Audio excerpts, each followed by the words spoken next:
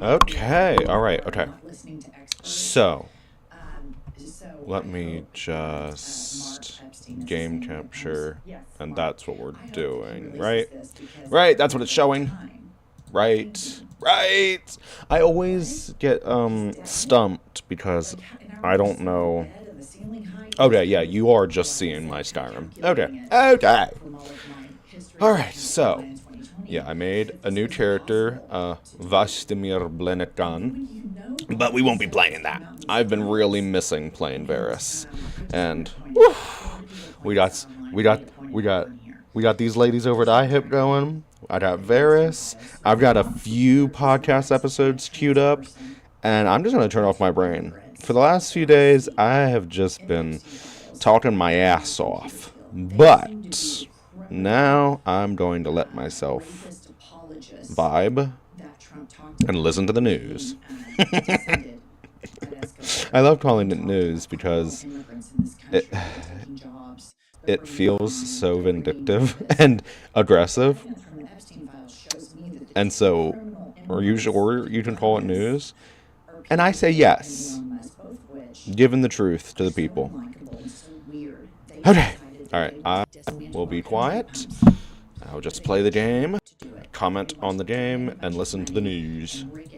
With a blackmailer pedophile like Jeffrey Epstein to get compromising information on people to do it because they could never put their name on a ballot, immigrant to immigrant, and run against Oh, I crashed the other day, didn't I? That's why I'm still here. Jesus Christ. Okay. Alright. You know what? Maybe we start the main quest line so I can get rid of this Dragonstone tablet. And Zoran or Robert Garcia's favor if he ran against Elon Musk or Peter Thiel, but these guys are too big of pussies. Well, they're too big of a pussy to do anything. They don't want to be challenged ever. They have created a world, this billionaire world. How I view it is they sit around and tell each other how great they are. You know what? I think it was because Alright, I think I start the main quest line. But, we are gonna have to, be prepared for my game to crash.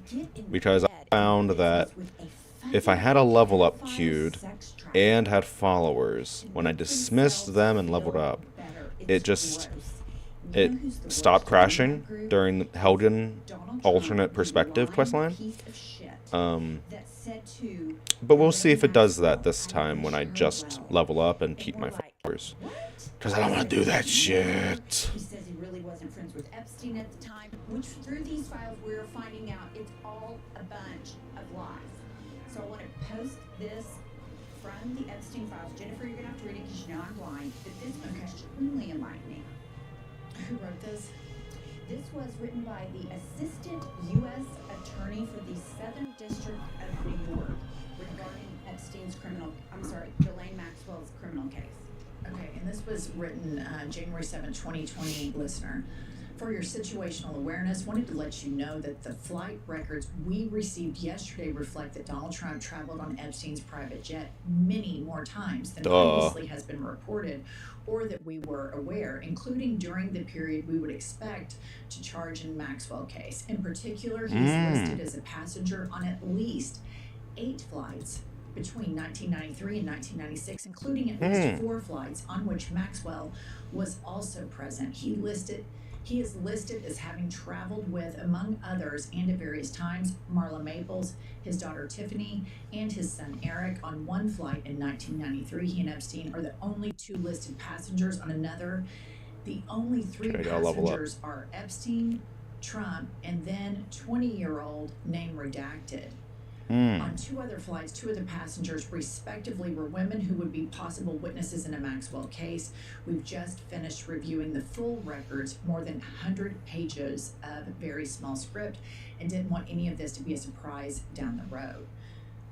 What I have to say to this is this combined with sworn testimony. There's tip line stuff in the Epstein files, and then there's sworn testimony that Donald Trump raped a 12-year-old or a 13-year-old. Combine that with all of the other sexual assaults that he's been accused of. And also combine that with the fact that this is the most litigious man the country has ever seen. He has never even remotely tried to sue one of these accusers in the Epstein files because he knows he can't, because he knows he did it, because we know that this man had no problem. I hadn't noticed that he hadn't sued anybody yet. He has a $310 million lawsuit against him, Elon Musk, and Peter Thiel, that they are currently maintaining the vestiges of Epstein's trafficking. That was released like a month ago, in November. Well, 3 months ago, shit. Yeah. But it got popular in December and then nothing. There's no updates on it. Not even remotely shy about it. And Donald Trump is their cult leader. I mean, this is their guy. And they just don't have a problem with child pedophilia. They don't have a problem with it. This is a political movement, like all cults. Pumps and I always watch documentaries, listen about cults. All cults have this sexual component to them. Mm-hmm. At first, it's the charismatic leader and all of these, stuff. And then when you get under it, it's always some crazy sex cult. And I believe with everything in me, the evidence is showing that Jeffrey Epstein was compromised by Russia and Israel. And the reason he had so much money, or he compromised them, is that he has goods on all they were working partnerships, raping kids. I agree 150,000%. And the only person in jail for these crimes that's been convicted is Ghislaine Maxwell. But knowing that the U.S. government, because DOJ is run by a Trump sycophant, they're never, ever, ever going to make any of the people in the Epstein files, least of all Donald Trump, accountable. But one reason we love Europe. Here we go. I saw this and I was like, let's fucking go. Breaking reports indicate growing concern among wealthy and powerful individuals worldwide following the launch of the extensive investigations into Jeffrey Epstein's network by authorities in France, Poland, and the United Kingdom and Lithuania. Prosecutors in these countries are pushing the cases independently and are not expected to restrict or suppress evidence in the matter seen in previous U.S. proceeding, raising fears that long-shielded details could now come fully into public view. And again, my response to this is let's fucking go. You cannot depend on the U.S. government, but I will absolutely fall in line to support the independent investigations of other governments. Yes, and I don't know if it's called President or Prime Minister of Poland. To any of our Polish listeners, I apologize for my ignorance on that, but let me just say the leader of Poland. In an interview, and I watched it translated into English, he said, it is very obvious that Epstein used a honeypot operation to get compromising information in conjunction with Vladimir Putin.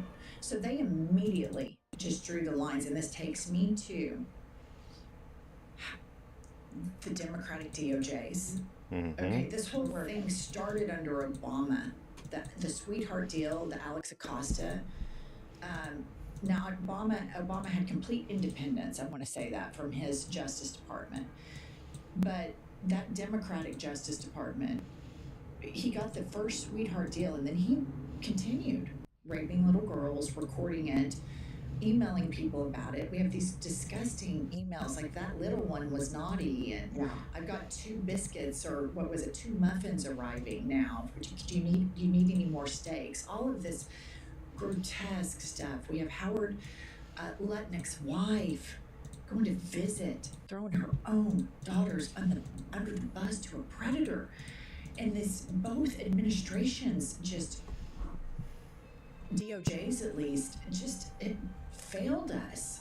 Completely failed us. But more importantly, they failed these little girls. Yeah. And then when you get behind it, why were they raping little girls? Oh, I see. These guys want to dismantle the democratic world because they're sick, crazy people. So this is just incredibly disturbing stuff. And I mean, I hope that these European countries, put the accelerator to the floorboard. And I hope that some patriot in the United States DOJ gives them the whole complete copy of the file. Absolutely, because none of these people are going to face accountability here. And I'm just going to end proving again that Donald Trump is a fucking liar, which it's like, thank you, master of the obvious. We really don't need to go into all that. But there are emails coming out that show that Trump was in contact with Epstein long after he said he wasn't, not to mention after he was elected president of the United States. And then we see that Dumb and Dumber, Dumb, was going to lunch with him and having coffee with him. The convicted pedophile told a friend he was with all the Trump boys a month after the president won his first U.S. election. Well, no shit. Didn't we know this? Didn't we know that Epstein spent Thanksgiving with him? Isn't this old?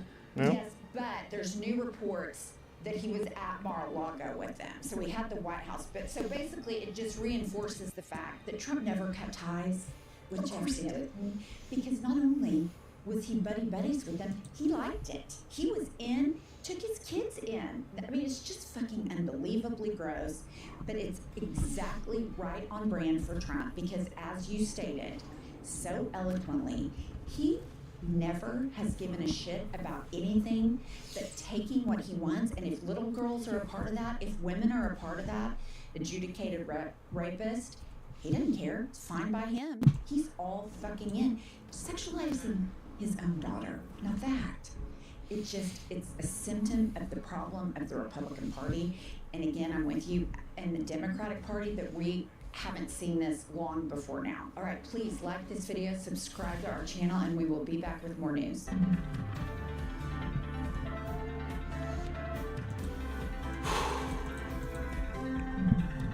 Okay, yeah, I've got something queued up after. Hi, I'm an Jesus actor. Christ. I love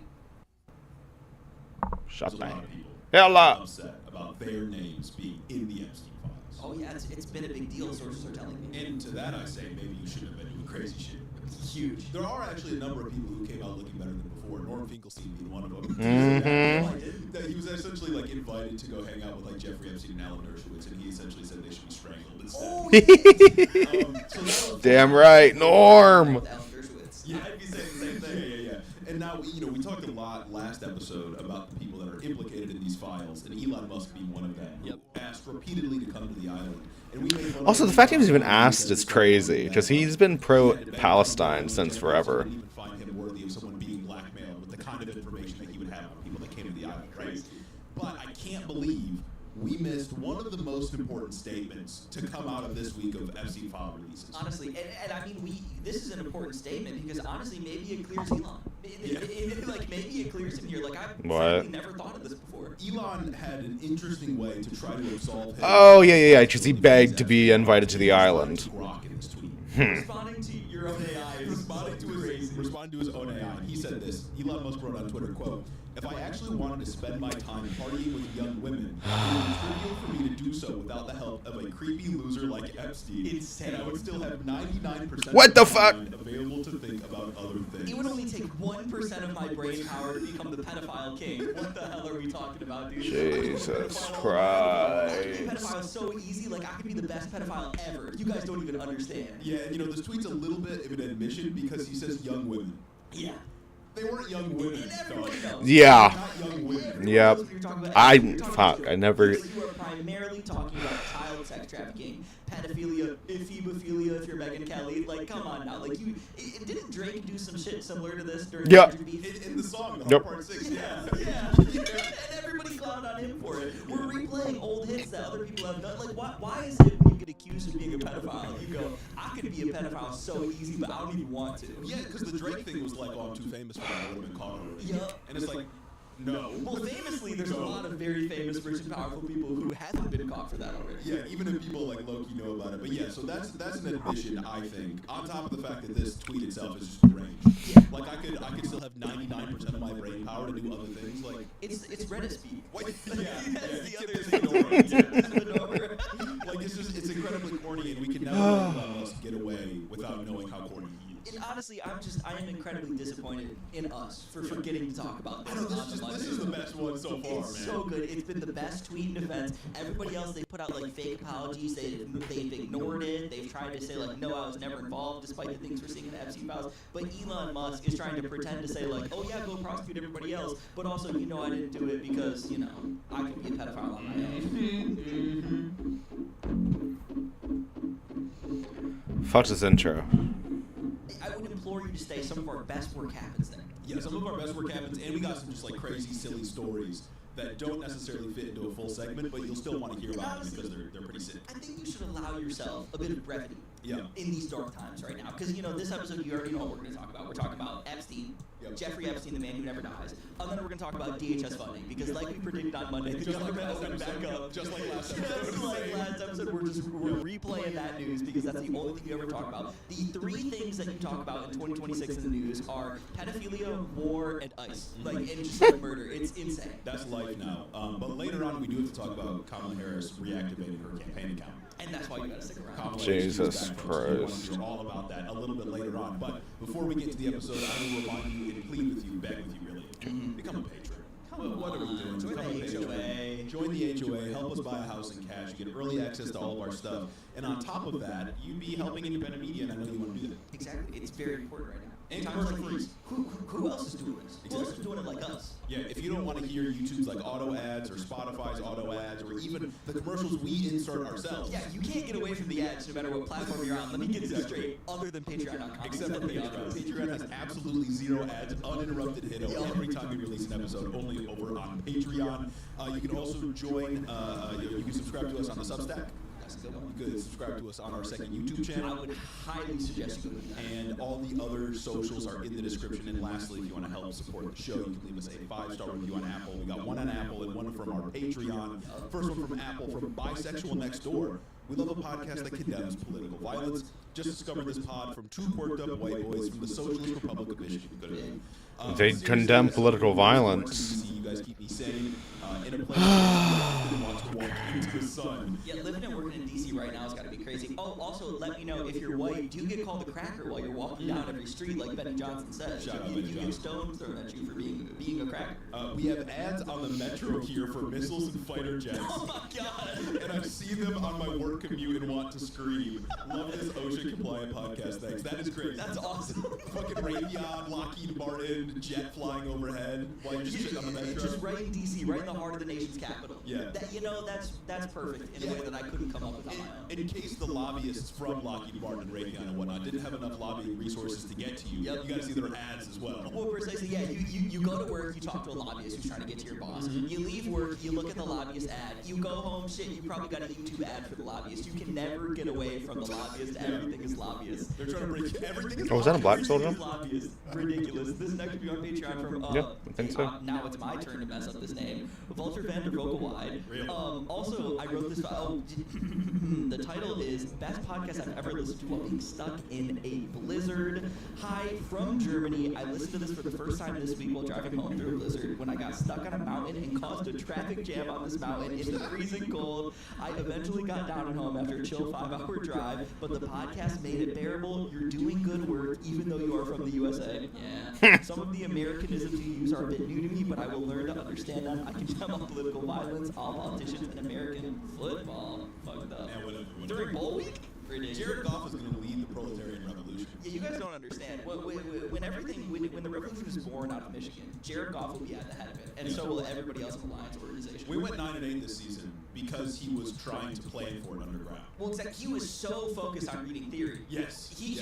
Jared Goff wasn't watching film because he was watching films about previous revolutionaries. He was reading Lenin. He was reading Lenin. He was reading Mao. He was reading theory. He was engaging with all of the greats that came before him. Yeah. So he could one day rise up. Speaking of theory, if you are watching on the YouTube today, or I guess the Spotify with video, you can see that we've got the bookshelf up. As we said, the set has changed every time and will continue to change until we are happy with it. And we got Capital Volume 1 next to the Kamala Harris book. Theory, 107 folks. pages. Theory. Like, if anybody has ever told you that we're not bipartisan, just take a look at the bookshelf. That's bipartisan shit right there. There's enough bipartisanism right there in that 107 Days book than there is anywhere else in this goddamn country. The highest concentration of it on this bookshelf. Bipartisanship. And I don't want to hear anything different. Getting into the news now, we gotta talk about Epstein. Who else? Have to. It's just Epstein stuff, man. And some of this was stuff that we might have missed from the Monday episode. Other stuff here is just like what's come out since.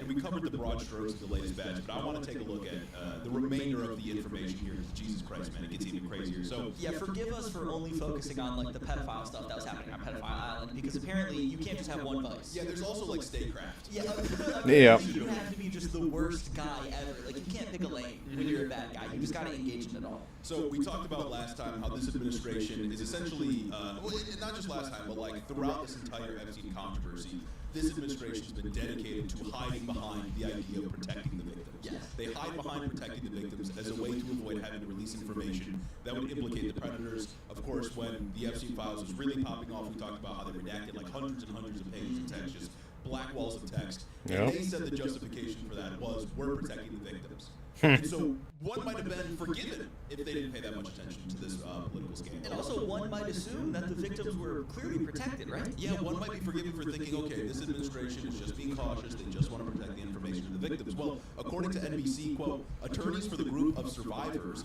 said the Justice Department instead committed what may be the single most egregious violation of victim privacy in one day in United States history. There were thousands of redaction Yep. failures on behalf of nearly 100 Yep. individual survivors. You can see them.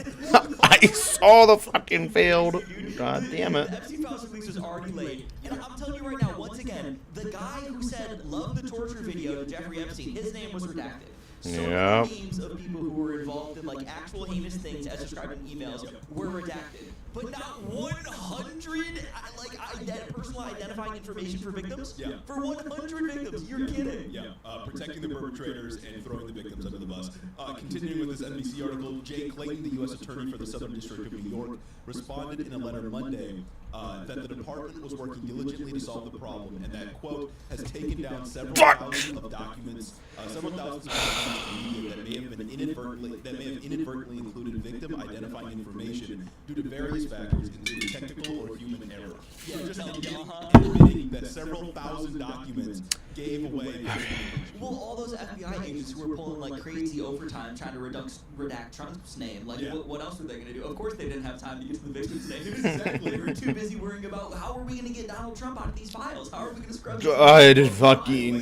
They royally fucked this one up. Victim information simply was not protected. All this time that they spent refusing to release the full files because they wanted to protect victims' privacy, quote unquote, it was total nonsense. And also, like, we should say that the victims that have come forward publicly that have advocated for the release of these files have been calling for a full and transparent release. Yeah. Like, people that were victimized by Jeffrey Epstein, who have publicly spoken out against this entire scandal, have been saying, hey, release the files, unredact the perpetrators' names, we need to know who these guys are. Yeah. And this administration has been unwilling to do so, previously hiding behind this idea that they have Huh? victims' How the privacy, fuck do they have and this in now here? completely giving the game away here by not doing that whatsoever. It's absolutely insane. And I feel like I would expect nothing less. I think this has happened like every single time we've gotten to Epstein Files, like trove. Yes. Every single time we've gotten a release of anything, even back when they were redacting 200 straight pages of documents in a row, we were still getting victim information leaked out of these things. Yeah. But the stuff about people they wanted to protect, airtight. Airtight. Airtight. I think I saw, and this was in like a CoffeeZilla video, I think. There was one document that was like an FBI document or a DOJ document. They were assembling a case in 2005 against Jeffrey Epstein and a number of other defendants. Oh. Again, it was alleged on behalf of like a couple of minor victims, essentially. Yeah. And you saw Jeffrey Epstein's name, and then the rest of the defendants completely locked out. That's just like that's 2005, that's man. literally like a client list right there. Okay, Like, good. is that not like not the closest you can get to a client list, but like a alleged client list of the Yeah. thing? That's not like there had to have been something. 6 or that 7 got other those names just people's blacked out. names. There had to have been something that got those people's names right there next to Jeffrey Epstein. I'd like to know what that is because I guarantee you probably the information that led to that was also redacted, or their names are redacted from whatever email or whatever allegation or whatever anonymous tip came through to them too. It's crazy. Yeah, it's like, and of course, the DOJ never pursued those charges, which is partially why it was never made public. Right? It was a document that was assembled that was never used. But when you look at the emails between Jeffrey Epstein and others, and there's some shit where it's like, yeah, go ahead and kill this person.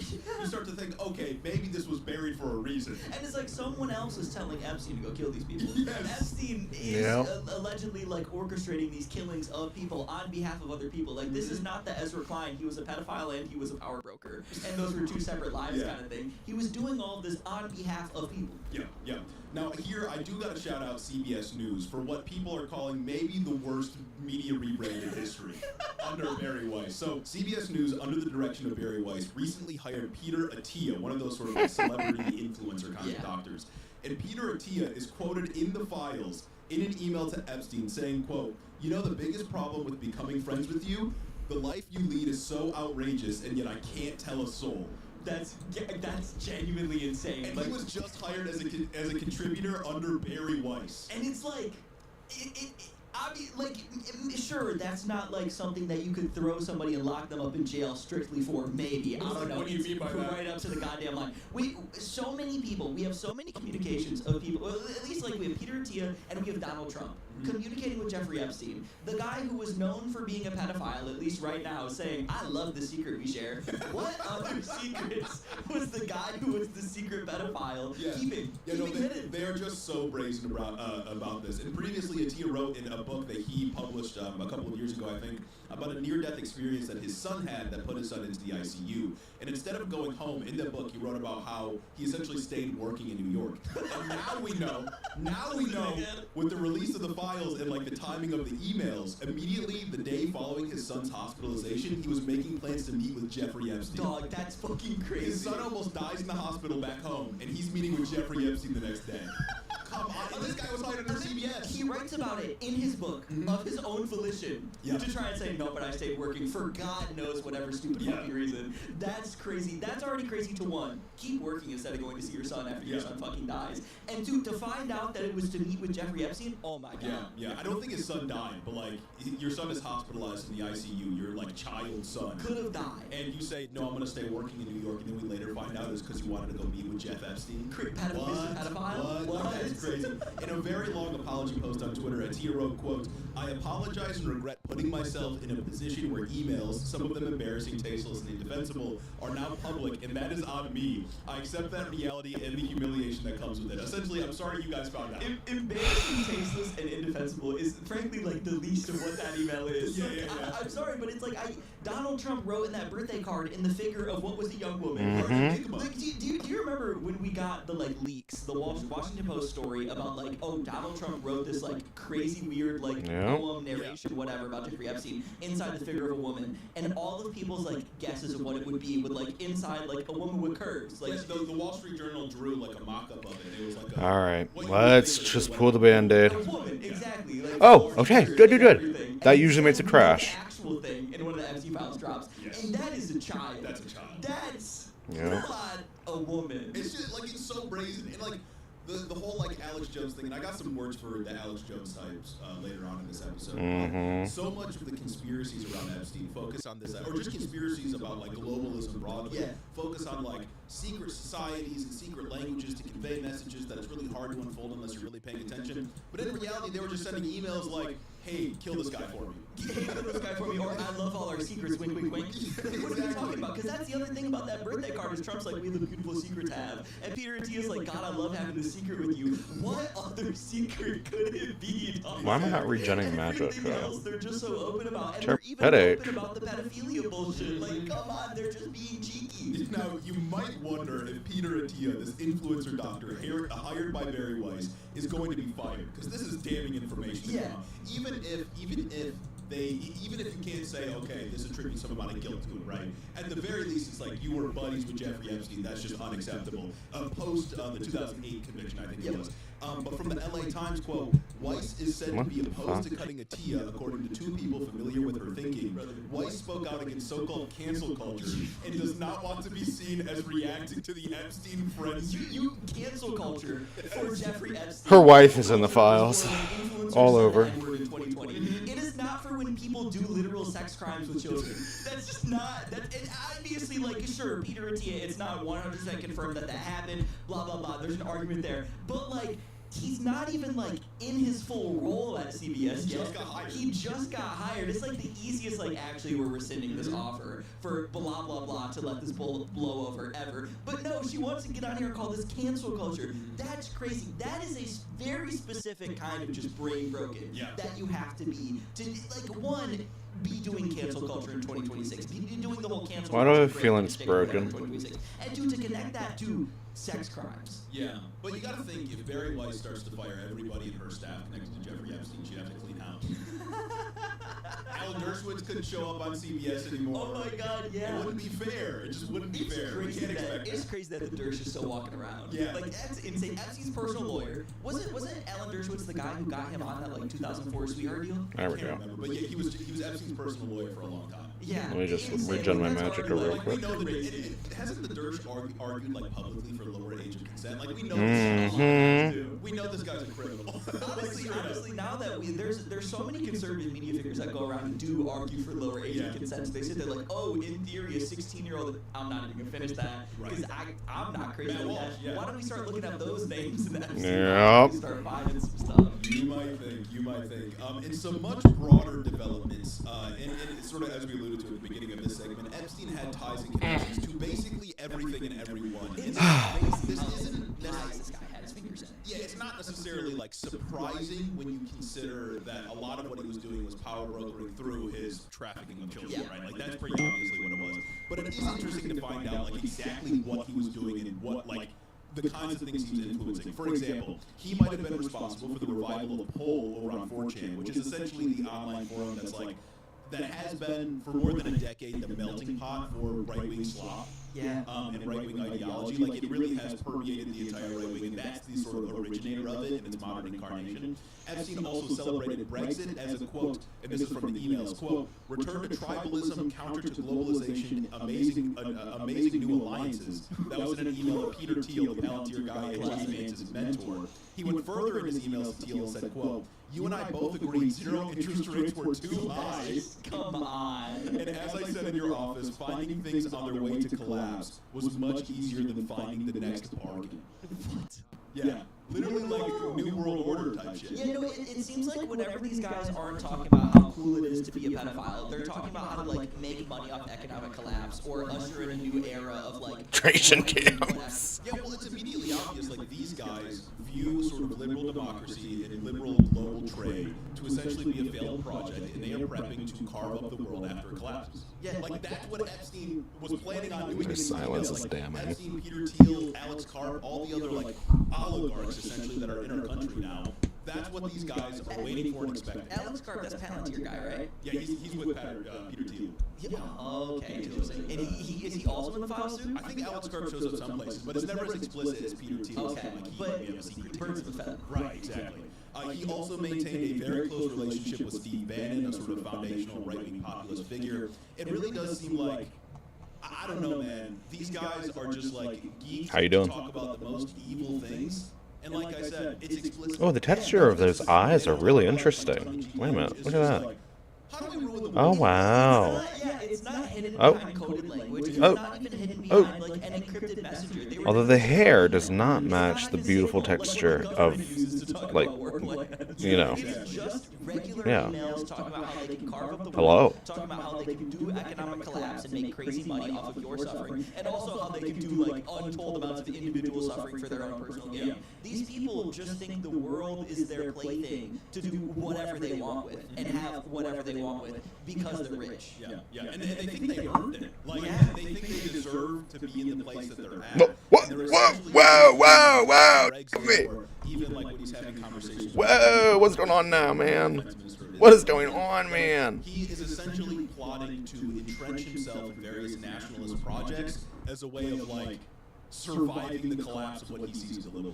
Well, it's crazy because like the emails were let's talk about how cool it is to be a pedophile. Let's talk about carving up the world and making money off of its collapse, and let's talk about like race science. Yeah, Epstein was a Jewish supremacist. Yeah, like pick a lane, buddy. Like you gotta be like you would think somebody who maxed out their stats and being the most evil in one thing couldn't possibly be doing numbers in other categories, but yet here he is. Yeah. This Epstein was like the most evil guy ever, Yeah, and he we're was. learning that everyone else, like so many other people who were so powerful in society, just fucked with it, and it's like, okay, that's cool. We can make money here. Once again, wealth being like kind of the root of all of this evil. Yeah, no, tons of people fucked with him. I can't remember who it was. It was a former Labour guy from the UK. Was essentially just feeding him information from deep inside the British government. Wow. Yeah, like it's just like and it's what we talked about last time, right? Like when you have this much wealth and this much influence, you can essentially subvert all accountability and all democratic control of like industry and stuff like that. Nice. By having this kind of insider information. And I do want to talk about look the at that. right-wing response here. Obviously, Trump has just avoided all questions. Like, there's not really much to say about Trump other than he's like, maybe we should look into it. There was one point where Trump said, "Oh, what my people told me is that the files completely cleared my name." Wow, me when I'm Joe Biden, my staffers are lying to me. When I'm Joe Biden.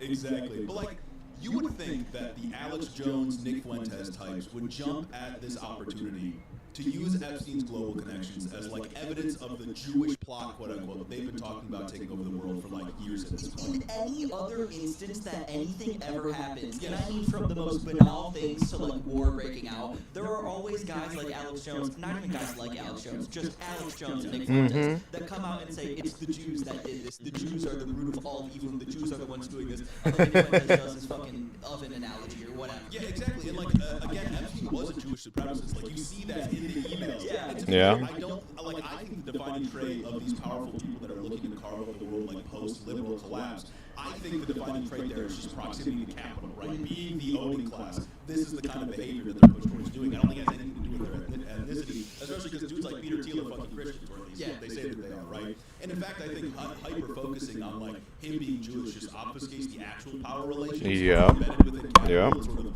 disguises the things that are causing the problem here. But it's kind of like the conversation. What should be happening right now if the world was normal and if these people weren't the most evil, and I'm talking about like Alex Jones and Nick Fuentes, is we should be having conversations like, no, guys, the Epstein files isn't about the Jews, it's about this. But we don't even get to do that because all of these right-wing conspiracy theorists are ignoring the Epstein files because they don't want to talk about the uncomfortable reality of Trump and literally every big prominent conservative being in these files. Right, that's what I'm saying is like this could be their like flagship moment where they plant their banner down and say, look, I was right about everything. Epstein's a Jewish supremacist and like everybody else is controlled by the Jews or whatever. But they're not doing that because, like you said, it implicates their guy. But it's crazy to see like a Nick Fuentes type defending Jeffrey Epstein, selling Jeffrey Epstein quarter zips. That's insane. What? Yeah. Like, I feel like, of course, these guys believe in nothing. Of course, it was always a grift. They're maybe just being contrarian so they can make money. Everyone just wants to be a celebrity in this space. But it is crazy to see that what could be their moment isn't. It's just insane to me. It isn't for obvious reasons. Yeah. Like, they don't want to take it for obvious reasons. They just can't do it. And Nick Fuentes kind of surprises me there, too. Yeah. Like, it kind of surprised me that even he won't bite on this, but whatever. There are other reasons that that's going on. Yeah. No, Fucking it's nuts. I just think it's insane. It's just another reason why the leftist interpretation of Epstein is the superior one, right? And I don't say this to be like, oh, I'm always right about everything. But seeing all of Epstein's emails and him essentially affirming the right-wing belief about basically the entire global order in all of his emails makes me think like, okay, yeah, I was onto something at least. It's like every conspiracy that was going on over the past years like turned out to like have a kernel of truth all in these Epstein files. Yeah. Like everything is just like here, man. It's ridiculous. Yeah, and again, it's not just because I want to like confirm my priors or because Epstein's beliefs were like clearly right-wing, even though like he called himself a Democrat or whatever being in New York. But like all of Epstein's associates were depraved capitalists, essentially hell-bent on dominating the world post whatever collapse they thought was imminent. And by some people focusing on like the Jewish component, that him being a Jewish guy, I think that it runs cover for the actual power dynamics playing out. I think anti-Semitism just covers for capital. Yeah. And that's why it's stupid. It That's part of the 100%. reason why it's stupid, Yeah, other than yeah. it being like just like a bigoted belief system. But like, I don't know, man. This shit's crazy. Everything is capital. Everything is capital, and it seems like you give a dude enough money, and he just wants to be a warlord with concubines. Yeah. Like that's what this is. You give enough dude enough money, they go talk to pedophile king, and then they like talk about carving up the world and like having sex slaves. It's fucking ridiculous, dude. It's we're supposed to be like past that. We're supposed to be past like world leaders being the most heinous people ever. But here we are. Yeah, but like, I mean, isn't this what power does, right? Like, not to be corny, but like power corrupts, right?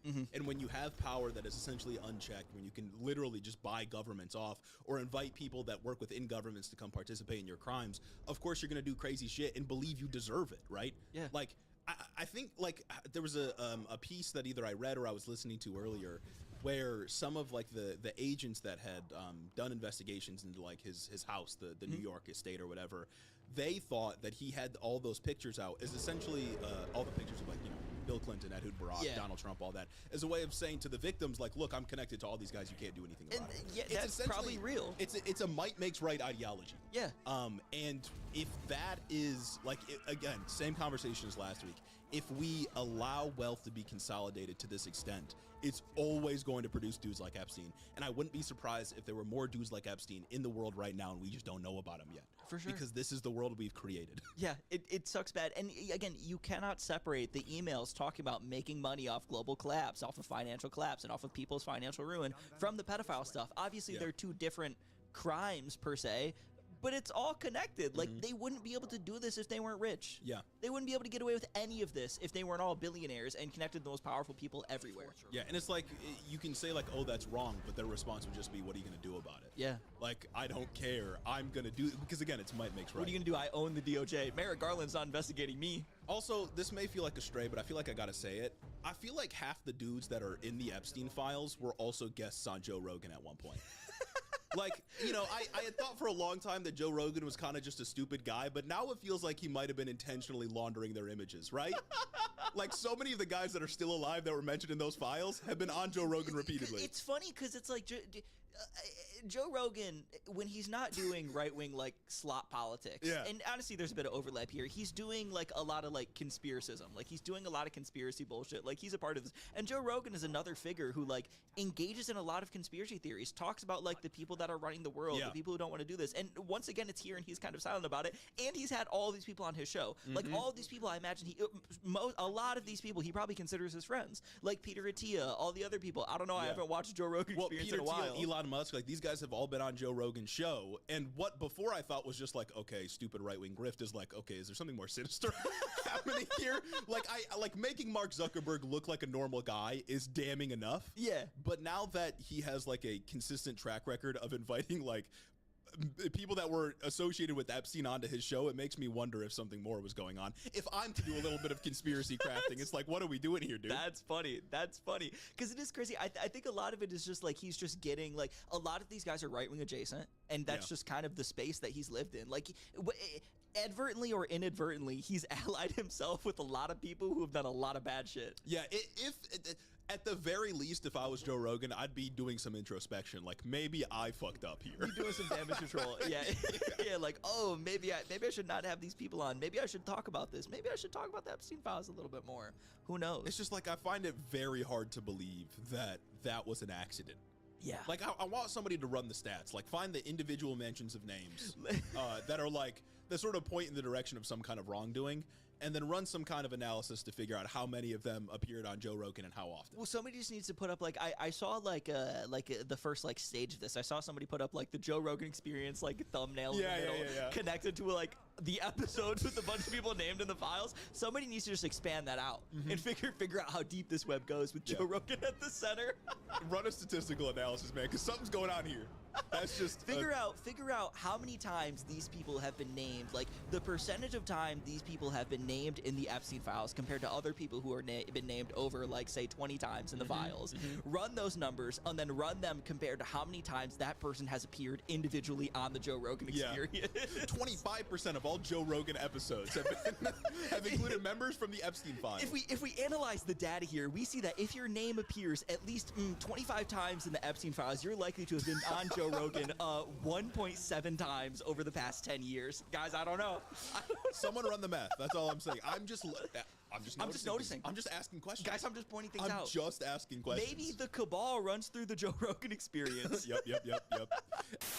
You know, sometimes it just feels like all the news happens on Monday and Tuesday. It's messed up. Patreon.com/engagement that they all... Democrats, guys. Man. What else would we be talking about? We talked about on Monday. We had a perfect prediction. Oh my God! Didn't you say like 20 Democrats? I think you might have nailed it. Some shit like if I did, let me know in the comments below. What can I say? We had a perfect prediction of exactly what was going to happen. And big shout out to the 22 Democrats, my Democrats, who voted with Republicans to pass the bill that would reopen the government. Really snaps to you guys. Well, you know, they're just in tough districts. They're in tough districts, guys. They're in battlegrounds. They have to do it because everybody cares so much about, like, individual votes that aren't, like, on the Epstein Epstein files. Yeah, right now in this moment, they need to do the Law and Order stuff. They need to do Law and Order when ICE is quite literally the one like group of people that are the most like unlawful, causing the most chaos in American streets. We really need to do Law and Order, guys. We had some defections here from the Republican Party, right? We did have some defections. So it was another case of Democrat votes were instrumental in passing this again. It's actually hilarious because there were 22 Democrats that voted with Republicans to pass this, and 21 Republicans that voted with Democrats to kill it. Yeah. Crazy. So that it's like convenient how that always happens this way, right? Like every single time it happens. Yeah, this I think the margin was like 3 extra Democrats who voted for it, and I mean, guys, they were probably just in really tough districts, guys. If I'm echoing the words of my favorite president, Barack Obama, law enforcement has a tough job. I'm not an emperor. I'm not an emperor. I just have to brutalize people in the street. We're a nation of law and order, and that's why I gotta let people die in ICE detention. We're a nation of law and order. That's why I have to treat the people who try and come here incredibly harshly. Shout out my Democrats, man, because you know what else could you do with this party other than just accept it? Yeah, no, man. I am so down on them right now. Yeah, and I mean, that's kind of what it is. It's like there's not much else to say about the shutdown thing that we didn't say last episode. The only thing is that this was entirely predictable. It was just, we predicted it. It was predictable. I think everyone knew that this was going to happen. Even before we had that like Schumer-Trump deal, we still had 7 Democrats that voted to just fully fund DHS in the first place. It was never going to be a thing. Yeah. This was never going to be a thing. Yeah, man. We got to primary these people, but that's probably not going to happen. There's just too many of them, and the establishment too many of them, too many Ken Martins that are going to be like, no, we can't possibly try and primary this guy in a safe blue district. Yeah. I guess now it's sort of up to seeing what kind of concessions they will get, and I know that we have a lot of time here. Funny word. But I don't think anything's going to... Guys, hot take, I don't think much is going to change. Yeah, if we're to make another prediction, since we're on a hot streak right now, I don't know if they're going to really get anything out of this, right? Because what can you get? This whole deal is centered on passing like the budgets for every other like administration in the government except for DHS and kicking the can down the road 2 weeks. So it's a 2-week stopgap funding for DHS. Every other function of the federal government is funded until like close to the end of the year. I don't know exactly what month. So what can you get with 2 weeks of negotiations that you couldn't have gotten right now or like during the government shutdown in the first place? Well, and like, call me crazy, but I feel like like we said last week or last episode, by kicking it out an additional 2 weeks, you just kill all of the public momentum and anger behind what could have been a negotiation for concessions. Especially because now, like, I've seen people, I'm not a distraction politics fan, but like this is the one time where I'm like, okay, this kind of makes sense. I've seen people say like part of the reason why the Epstein files were like released at this time was so that they could take some of the heat off of Alex Preddy and Renee Nicole Good. And if I'm going to give distraction politics one thing, it would be this. Because it does make sense that the administration is in control of these Epstein files. They don't want to talk about ICE anymore. They're going to release a little bit and at least kick the can down the road on that one. Everyone's kicking cans down the road. Everyone wants to duck accountability for something and just go to another. It'd be a really funny way to distract, though, by being like, yeah, the government just killed someone, but look, the president's a pedophile. Look, I'm a pedophile. Yeah, no, I still don't like 100% believe in it, but it's like, okay, I guess I could maybe give you this one. Maybe I could give you this one because it kind of lines up because people are talking about Epstein more than they're talking about ICE right now, at least regular people. But I mean, like, this is like our life now, right? It's just like ICE kills someone, Epstein files. ICE kills someone, Epstein. Like, that's just... I think war. That's just this year. War. Maybe war with Iran. War with Iran. There's more news. I couldn't even dive into the news on that because I got to look at the Epstein files and I got to look at the parts I didn't look at in the Epstein files because there's 3 million fucking documents and everybody's still trying to connect all the pieces. Yeah. And there's missing pieces, so it's we still don't, we can't finish the puzzle. I saw, again, speaking of like protecting victims and whatnot, the DOJ's been uploading some pages with redactions and then a copy of the same page with no redactions. Awesome, dude. So somebody just fucked up. We have multiple the people, most competent people are running our government. Most transparent government of all time.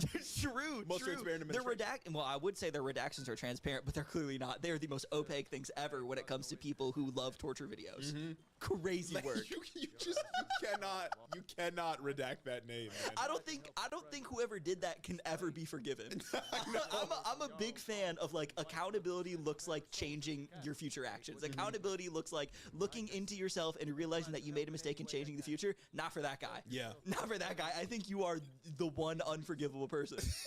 Anyways, DHS. Yeah. Back to DHS funding. I think I don't think it makes sense. I don't think you're going to get anything in 2 weeks of negotiations that you couldn't have gotten now with more leverage, right? Because they gave up leverage doing this. Like, they gave up leverage on keeping the rest of the government shut down. And I think that this would arguably be, like, the most defensible government shutdown ever. And the most doable one. Like, obviously, they're not going... Like, I mean, I think there might have been a possibility to extract the ACA subsidies, to get those back, had they held out a little bit longer until the centrist caved. Maybe Schumer was involved, maybe he wasn't, right, back last year. But this time, this requires no money. Exactly. To say no masks, body cameras, like the fucking stupid-ass milquetoast reforms. But, like, this stuff does not require... however many billions of dollars the ACA subsidies did. Well, also, this feels like an easy one to get. When it comes to messaging, it's the most messageable shutdown ever. Yeah, gotta be. Like I swear, when you're talking about the ACA subsidy extensions, right? That's a hard thing to communicate. They did the healthcare thing, it was working, but like when you go and talk to a regular person and you're explaining like the ACA, Obamacare, extending Obamacare subsidies, and all this stuff, there's a couple like layers you got to get through to have a conversation about this. When it comes to shutting down the government over ICE and what ICE is doing and the accountability measures on ICE, you got to lay up right here. In the past month alone, 2 citizens were killed because of ICE's operations. Everyone except for right-wing sycophants thinks that ICE is out of control right now. Incredibly easy to harness that anger and say, you know what? If the government isn't working, we're shutting it down and we're going to get some accountability out of this. Yeah. Why not? And I mean, they've already sort of picked a couple of things, but pick 3 substantive reforms and shut down the entire government. But of course, they got to make sure the money gets to Israel. Oh, of course, yeah, we got to fund the State Department to give $3.3 billion more to Israel. That's not the only thing, but like, yeah, if you would have shut down the entire government, it would have been the most messageable thing of all time. Yeah, no, absolutely. And it's like, Republicans already owned the shutdown over the ACA battle, right? Like, they already own that. Polling bared that out. This is incredibly easy to put on Republicans. Make Republicans own the shutdown so that you can, 1, get whatever accountability measures you want, focus on whatever it is, and 2, use the increased coverage that comes with a government shutdown to raise the public profile of the ICE issue. Exactly. That's something that Democrats are allergic to, frankly. I swear, even with the ACA subsidy fight, they didn't even do a good enough job of using the shutdown and the coverage that came with that to raise the profile of the ACA issue. When the government is nobody likes it when the government shuts down. Everybody hates it. It makes things run worse. It makes government run worse. People lose trust in the government. They don't like it. It's not a good situation. Right. But what that brings is news coverage. Everyone is talking about a shutdown when a shutdown happens. I remember when the government shut down under Obama when I was in 5th grade. I remember talking about that with my friends in the hallways on the way to computer lab. Like, guys, the government shut down. What the hell does that mean? It's an issue that breaks through. If that broke through to me when I was in 5th grade, certainly this would break through to people right now when ICE is killing people in the streets. Yeah, and like it might still a bit if DHS does eventually shut. I don't think it will. I don't think they'll even shut down DHS. I don't either. But if DHS did shut down, like you would feel it at like TSA, for example, right? The airports would get a little bit slower, especially if it goes on for a long amount of time. But yeah, like when you shut the government down, people start to get frustrated. They figure out why, and then you can just say they don't want to unmask their agents, right? Easy peasy. Yeah. It's right there. All we're asking for is no masks on agents, no matter what. And the Trump administration won't do that. They want to, keep their Gestapo agents anonymous rather than fund the government. And it's like a government shutdown like this is a phenomenal opportunity to make literally like the apparatus of American politics kind of grind to a halt and focus on this one individual thing that you're doing. You make it so that Republican senators and Republican representatives cannot ignore what's going on here. When they go back to their districts, they cannot ignore this. When the local news asks them about it, they cannot ignore this because that's what they're being asked about. They're being asked about ICE. They're being asked about whether or not they will accept that ICE needs to be held more accountable, and then they'll be on record doing whatever. Democrats love getting people on record doing things. And like this isn't even like for all my Law and Order Democrats out there, my Democrats, this is not like that serious of a reform. Like we're talking like a minor policy win. Yeah, exactly. And like the most useful thing that Chuck Schumer's laid out among like his like 3 or 4 ideas for this negotiation, the most useful one, at least for activists, is masks, right? Because I think it's masks and warrants. Yeah, and because then we can slow down ICE at least a little bit and identify people. Yeah, which immediately makes them less dangerous because they're going to be less certain of being able to get away. Exactly, with they're not going to feel as emboldened to just beat the shit out of anybody that looks at them wrong. Yeah, this is a minor policy win. It requires basically no taxpayer dollars. All you got to do is argue for that, but they gave up their leverage for no reason. But my Democrats. And what we're talking about giving up leverage, like that's a very important part of this. Yeah. One, before we even talk about what's going to happen over the next 2 weeks, which who fucking cares? It's Nothing. gonna pass anyway. Nothing. Nothing's gonna happen. I'm low-key dooming on the accountability measures even coming through because there were 7 House Dems that voted to fund DHS in full anyway before the Schumer-Trump 2-week deal. Yeah, they got their votes in the House to just pass it anyways. So it just goes back to the Senate, and we're in the exact same situation we were on January 30th, but this time there's even less leverage. All the leverage is in the Senate. That's how it's always going to be. That's how it always was. But now you don't even have shutting down the State Department. You don't even have shutting down whatever other thing was bundled with DHS funding because it's just about DHS funding now. Yeah. Well, I mean, we're not going to get much policy-wise, I don't think, but we might get some more front-facing videos from Cory Booker. Oh my and gosh. that itself is a win, With right? crazy room noise in the crazy background, room videos noise, nobody wants to watch or listen to. A cut every 2 seconds, can't speak uninterrupted for shit. Yeah, we're going to get some of those, I bet. That we're going to get some of those, I bet. I bet we're going to get Hakeem Jeffries coming out and being like, oh, yeah, Democrats are aligned on this when they're not. Because, if you've been listening to the news, you've seen Hakeem Jeffries say, yeah, Democrats don't want this. If this comes back to the House, Democrats aren't going to vote for this, as he's allowed his caucus to vote for this. Yeah, he's not whipping votes. No, I think this entire thing makes Jeffries look even weaker than he did before. Well, and I think it goes back to, what Alyssa Slotkin said during the Kilmar-Borrego-Garcia controversy, right? Yeah. We remember when they were trying to forcibly deport him, or they did forcibly deport him, and Alyssa Slotkin essentially said, this isn't the issue we want, but I guess we'll fight for it. I think that's how they felt about most things. Healthcare was the one thing I think they maybe felt comfortable fighting about, even though the centrists fucking gave up at the end. But everything else, all the other major issues like Venezuela, various foreign wars, or now the mass deportation scheme and ICE killing people, they don't want to have to talk about ICE agents in a negative way. Well, they have no idea how to do this because they've completely conceded on this idea that we need some kind of militarized immigration enforcement. I think Democrats are still just broadly fucking traumatized about defund the police, which I think is stupid and I think isn't fucking real anyway. Took back the trifecta, blah, blah, blah. There's a bunch of arguments you can make. But I think they're so self-conscious about not being perceived as law and order like conservatives are, that they don't want to do anything to limit any law enforcement agency, even though ICE isn't law enforcement in the way that regular median voters think of law enforcement. It's immigration enforcement, which they don't even really understand in general. Yeah, you can go and do your stupid virtue signals to the police. 100%. That's the easiest way of all time. And they've been kind of doing that already, just do it harder, I guess. It seems like they're kind of lost, deer in headlights type shit, which is how they've been the entire time, this entire administration. But it's they don't, it just feels to me like they have no idea how to talk about an issue like this. Same with Venezuela, same with the various other things Iran and stuff. They low-key fuck with it. They want to do the war hawk, law and order, strong on the border type virtue signaling, but they can't do it because the moment demands them to be critical of those positions. Yeah, and they just fundamentally can't. Yeah, a lot of Democrats are looking at the situations going on right now, looking at the war with Venezuela, looking at the things with ICE, and they're like, well, I kind of fuck with it, just not like that though. Yeah, let me just confirm all of the premises and then look stupid as hell when I try to reject the conclusion. Yeah, let me confirm all the premises and then try and give you an elaborate reason why I would do it better, but kind of the same though. Yeah, because it's the same thing with Maduro, right? When Gallego was oh, we have to be in favor of this Maduro thing. Well, how can you say I'm in favor of everything he did, but I don't like how he did it, or I don't like the conclusion that it brought us? That's why no one fucks with you. Exactly.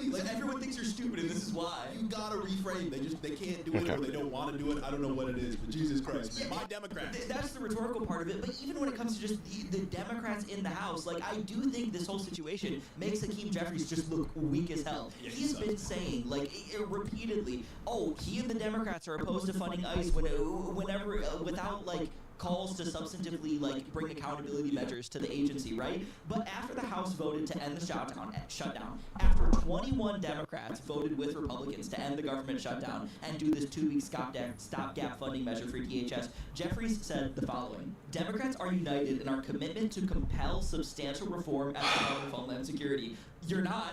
There are literally 21 Democrats that voted against the party with Republicans. That's just wrong. Democrats are united. Just ignore, a quarter of our caucus. Yeah, Democrats are united. Just ignore the significant amount of people that broke with the party to vote with Republicans here. But that's just one part of the statement. He then goes on to say, quote, dramatic changes such as a mask ban, judicial warrant requirement, independent investigations when agents break the law, use of force protocols, mandatory body cameras, and an end to targeting sensitive locations like houses of worship, schools, and hospitals. What the fuck was that? Any full-year appropriations bill. What is it? When that's mostly fine, right? When he talks about those accountability messages, Why is he running like that? I'm not here to litigate that right now. Some of those are good, some of those are whatever. What the fuck is this? I think they're stupid.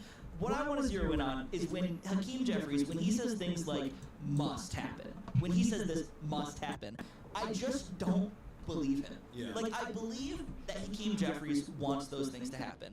I believe that most Democrats want those things to happen. But I don't believe that Hakeem Jeffries, as the leader of the party, thinks that those things must happen because he's not whipping his party. He's not getting his caucus together to vote as a block against this thing. Yeah, like I've seen no evidence that he's actually whipping votes. No. Like if he was whipping votes, then like he would come out and like at the very least criticize the members who voted against him. Right? 100%. There just is no. I don't What the know. fuck is going on? Again, I don't see what the fuck they're doing. Like, he's just fucking lying. Yeah, that's what I find it hard to articulate. Like you're just making shit up, man. Like, there's not much analysis here because I think, like, why would you come out here and say that Democrats are unified on the issue when they're not? Yeah. Like, you've kicked the can down the road, and now it's going to rely on the Senate because your House Democrats will vote to fund DHS in 2 weeks' time when the measure comes up again. Because that's what they did in the past when it was more restrictive, and that's what they just did now when it was less restrictive. There's no doubt in my mind that House Democrats are going to vote with conservatives to pass this, or at least not insignificant shit, that will do that. That is not a unified I forgot I was caucus. wearing That the is other not where ones. Democrats being unified. Those are my Democrats. Yeah, and like it's good to see them at the very least come out with something. Like I know the bar is actually, Of course, but it's yes. nice to see them have a couple of things that they want to see accomplished. It's just like again, we got to be building up the rhetorical power behind stuff like abolish ICE. Like if we don't start doing it now, then it's just we're not going to get there. And I know a lot of these Democrats just don't want to do that. But like again, it's the only way to really reframe the debate around a different set of principles that aren't.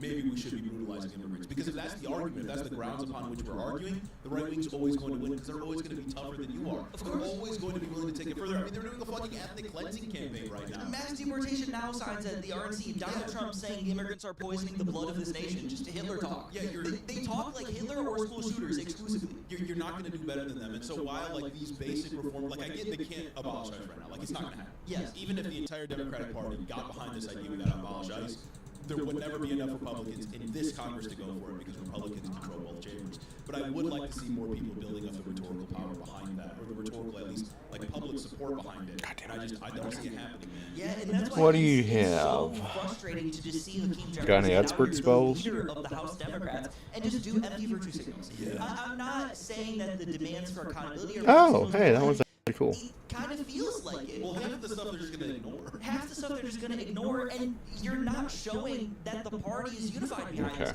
I get most Democrats want these things to happen. Most Actually, yeah, I Democrats do are want putting that. their name behind votes to pass DHS funding right now. But a lot of them Motherfucker. aren't, and enough are to get these passed. And I know margins are slim, but margins aren't like. Yeah, I'd rather have that so, than like, Evil you can't Twin. excuse 21 Democrats voting. Well, I guess I'll just get it whenever I have Expert Illusion available To pass the bill. when I level up. 100%. If it wasn't going to be 21, it was going to be 4. And like I wasn't born yesterday. Like I can see what's happening here. I saw what was happening with the centrists. A perfect collection of centrists that aren't up for re-election in 2026 come together and vote to end the shutdown last year. Yeah. Like, come on, man. I see what's going on. Exactly, but what's also so frustrating about something like this, what's so frustrating about the Democrats are unified comment, is that the I only have what 85 these magicka 21 from reading, Democrats did is actively and yet undermine I'm able to read every 900 other books to get Democrat. 300 magicka? Even people like What the even people fuck? like us who go out here and just try and raise awareness about the issue. Where the are fuck are the bound by these books? Democrats. What other 21 books Democrats can I voting read, DHS, girl? voting DHS and allowing this to happen, not putting their foot down when it comes to ICE accountability, and it makes all of the other Democrats look weak too. It weakens the entire party when you can't get these people in line and draw a I red love line when it's pointy going long on. nails. People love to say that Wee. they just like to hate on Democrats for the sake of doing it, and like sometimes.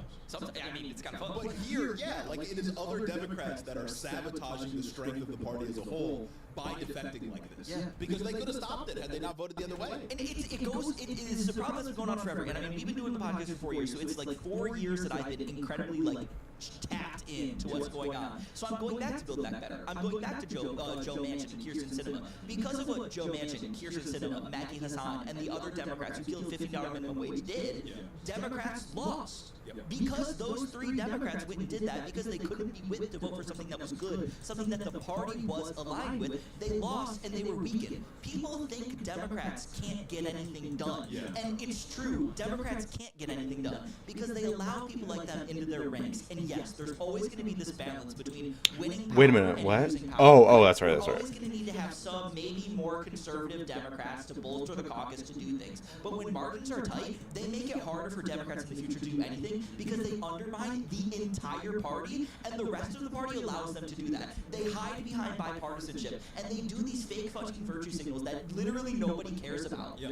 And make themselves look weak. Yeah, and like the argument, sort of like you alluded to, often from more like ideological Ezra Kleins and stuff like that, is like, oh, if we don't have Joe Manchin and we don't have Kirsten Sinema, then there is no Senate majority post 2020, and we don't get anything done anyways. And like, yeah, okay, I want to that get I would say a we are now. Like, because those people were a part spell of the for coalition, him. the Democratic Party was unable to make enough progress, which would have enabled them to. Now, if pull the I coalition give together and not destroy you the 2020. Yes. one So, of like, these I mean, spells, if will look you at where we're actually now, I would say cast them? Democrats failed anyways. Yeah. This is one thing that pisses me off about the Democrats, man. They don't ever like publicly shame, especially people in leadership. Like when Chuck Schumer makes terrible decisions, I don't see a single Democratic senator get out there and say Chuck Schumer should not be the leader. Yeah. Like they just don't Okay. do it. And I So don't hope know why. that, They like to. Like, I didn't why just are- waste a bunch of why fucking are- money. Especially the left flanks, like people like Elizabeth Warren and Bernie Sanders. Well, I guess Bernie Cox was independent, but like, why God damn are it. people further on the Alright, left we so will unwilling to try stand Chuck Schumer's to job? focus your magic I on. don't get it. See if I that don't either. helps. It's fucking ridiculous, and like you Like said earlier, the centrists get to act up and not fall in line and throw tantrums whenever they want, but the people further on the left always fall in line. oh yeah, they're endlessly coddled. Like honestly, the further right you are, the more coddled you are by Democrats. Yeah. It's ridiculous. And then the further to the left you are, the more they want to fucking kill you and stone you. That's genuinely how it feels sometimes. The way that we're treated like children for wanting, I don't know, like genuine like change, for wanting good things to happen because they're good and bad. Oh, I didn't things get are bad. Janasa. And then Republicans Yeah. get to have their like reputations infinitely recycled whenever they say, guys, I think Trump did something wrong this one time. Yeah. It's fucked up. Like, It's stupid. the Democrats could. in My the mom Senate, just vote used for that logic with Alex Jones when he was. I haven't seen a single one call for it. Yeah, and I will not go gotta to back that. Something you said earlier, something we say here all the time, is that we are here. We are in this position with the legislature because Democrats refuse to push their own narratives and constantly choose to run on watered-down conservative rhetoric. That's all they fucking do every single time. That's what we saw in 2024 with Kamala Harris saying she was going to be stronger on the border than Trump. Give me a fucking break. That's the type of shit that makes me want to put a gun in my mouth. Like, are you serious? Like you gotta have an agenda, and for us, it's going to be like left-wing economic populism, right? Or at least that's the thing you lead with. There's other things you should talk about as well. But then you build up you build up public opinion onto your side. You get the public support, and then you lead with the force of the people. When centrists stand in the way, you say, "Look, I got elected on that majority. You are standing in the way of what the people elected me to do." Yeah. And when centrists want to get in the way, you again publicly shame them and push them around. Like I don't know, man. That's politics. That's politics. And my Democrats are not willing to do it. Yeah, no, politics, like, Democrats are only willing Ooh, I need multiple followers so I can have her, Teldrin Cero, Aranda. I need them all. I need all three of them. I need all the Dunmer. Let conservatives set the narrative. And they constantly let conservatives set the terms of the conversation, and it just has to end if we want anything good to happen. They need to stop accepting conservative framing on every single issue. They need to stop accepting conservative framing on the trans issue. They need to stop accepting conservative framing on the border. Like, it's fucking ridiculous that Democrats have allowed conservatives to convince the average everyday American that illegal immigrants come here and commit like heinous crimes all the time, and that's all they're Yeah, gonna do. migrant crime. It's just not true. It's just not true. They need to stop with the law and order bullshit. And I'm not saying I want a society in chaos. I'm not saying I want a society that doesn't have laws and has laws that go unenforced. What I am saying is that they need to stop letting conservatives fucking lie. Well, no, and it's the rejection of this idea that we need militarized police forces or immigration officers to make a safe society. Yeah. Like ICE, as we can see, as I think everybody would agree to, at least like on the Democratic side, ICE is not making Minneapolis or other cities in which they operate. Oh, I should rename this stream to watching the news, listening to the news, and playing Skyrim. Yeah, immigrants just aren't. Whatever, I'll rename it It's later. not true. No, exactly. And to the extent that an immigrant might commit a crime, they'll just face the law like I already anybody know else. those. And maybe deportation is a punishment for that crime if they're not like a citizen that lives here. Mhm. Like it's really that simple. Immigrants just aren't a problem. And like you said, Democrats have allowed the conversation to slip so far that people have a hard time even imagining not having tanks rolling down the street and brutalizing immigrants. Like I mean, it got so bad in 2024 that Kamala Harris was like, "You didn't even build Okay. a border wall." Like, Okay. I'm sorry, man. We've lost the fucking plot, and I need someone to get out here and say immigrants are not the problem; the rich are. Like there's an ideological rot there. Yeah. There's just like something is just going wrong. No matter what fucking polls you're looking at to say that people care about the issue, something went I want to wrong give her way all the before that point. swords, all the Utter daggers and words. Yeah, I stuff. think like at the end of the day, I don't think it's just like rhetorical flops or they're just bad at messaging. I think a lot of Democrats just don't give a shit about immigrants. No. Like, Well, I think they are just conservative light. if they did, they wouldn't have made this many mistakes. And I think that's evidenced by sort of sentiment or support of immigration increasing, like we've said so many times, increasing over the course of the Trump administration, the first one, and then absolutely plummeting when Biden took office and kept doing all the same Trump policies.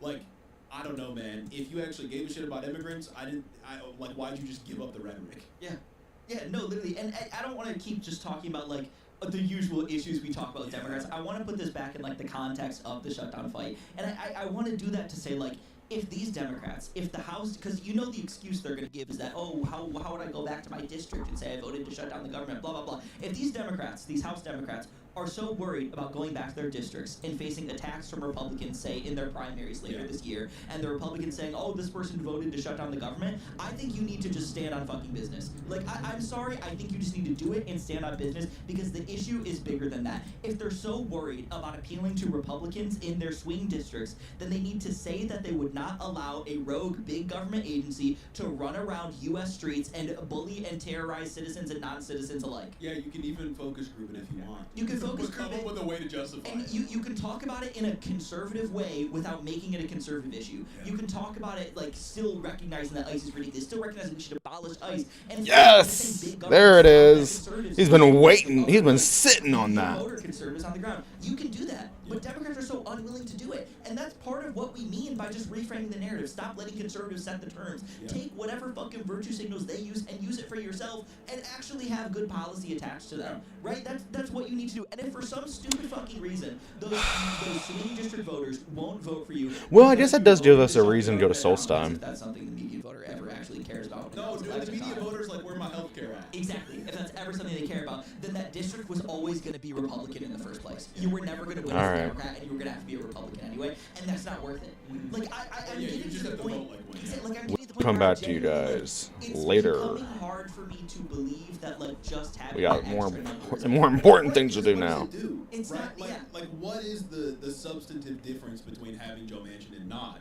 If we get to this place anyways. Yeah. Like we had Joe Manchin, what the fuck was it for? It's so just like- even of the shit that Joe Biden passed, like the infrastructure deal, for example, like a lot of that money was never spent because they moved so slowly, Yeah. and now isn't going to be spent because Trump is in charge. It's So so like what does it matter if we can't create the conditions necessary to hold the coalition together because of dudes like Joe Manchin? Like at the end of the day, we gotta think longer than just the 2-year cycles or the 4-year cycles. Yeah, because that's what it is. It's short-term gain for long-term failure. Yeah. Because, again, it undermines the party. All of this shit undermines what the Democrats are, what the Democrats at least say they want to go out there and do, and that's why we don't fuck with them. That's why the only time people Okay, want to vote where for can I Democrats sleep? is when Republicans fuck up bigly.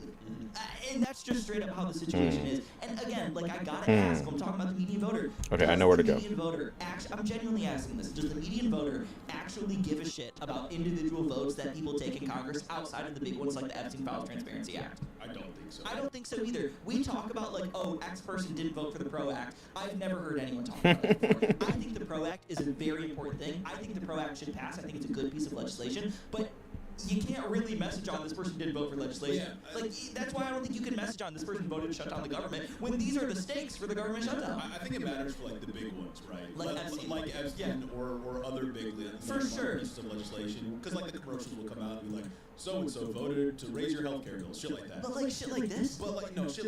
This is again, like you said, the easiest thing to justify ever. They killed 2 people. Yeah. Two. I should say they killed 2 Americans. They've killed many more people. Many aside more from people, Americans. yeah. But because white Americans only care about white Americans, they killed 2 white Americans. Mhm.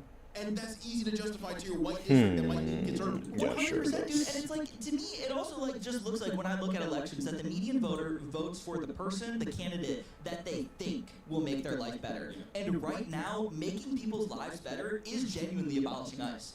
Like, Okay, I think I can save everyone's my affected by this current issue. perk This is points now. far-reaching whether or not you're physically affected or not, right? It sucks that all this is happening. You can justify the government shutdown. You can justify voting for the government shutdown by messaging on the fact that That horse is following me.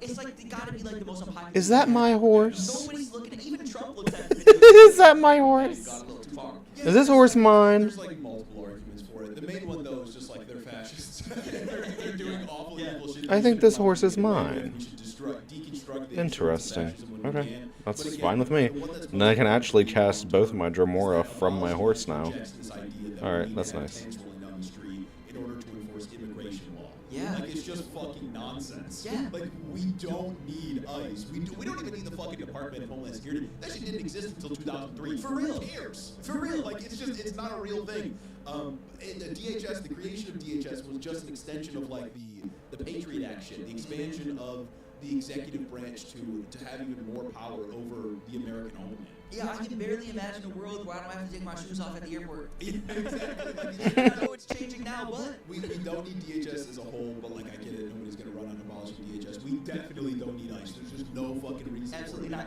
Immigration law should just be fucking paperwork in courts.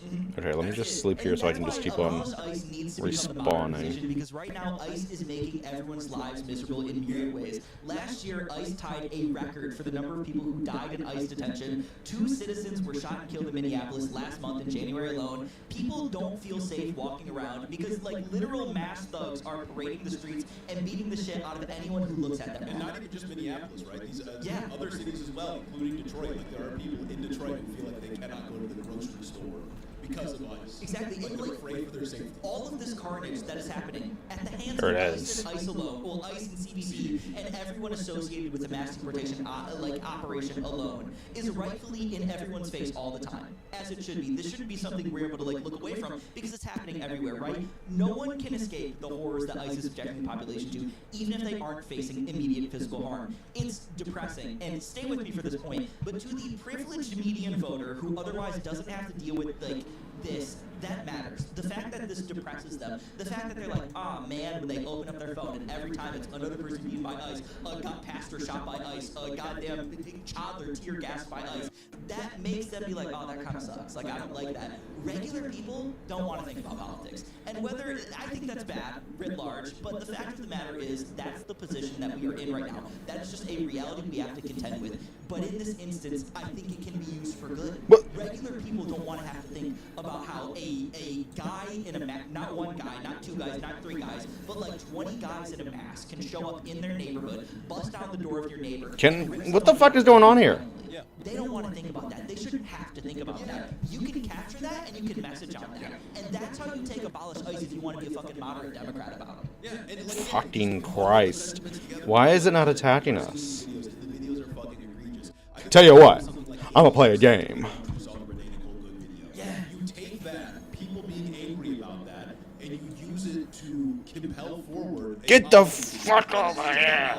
Exactly. This is just like the basics of persuading somebody that like. Why the fuck is he not fighting? What is this? Don't know how to do What is this bullshit? Yeah, that's just how you like build a movement. And the shutdown is a great platform. What the fuck is happening? Pay attention. It's not a secret how this works. Fucking finally! If people are mad about something, people are disgusted by something. You take Okay, that and you say, let me just "Hey, you should fall. do something about it," and you offer a policy position. and you Yoop. Alright, now. And I think the Democrats would do this Oh, if most shit. of them were brain broken, right? Because like we said Boop, before, there we I go. think a lot of Alright, Democrats there we are go. brain broken with the idea that like, oh yeah, Okay, I think for it's this, right we on the definitely need immigration, that. we need to be so hard on the border. Dumb shit. Well, they take losing on the issue as evidence that they need to be more conservative on the issue. Yeah. And like, I've never seen a Republican.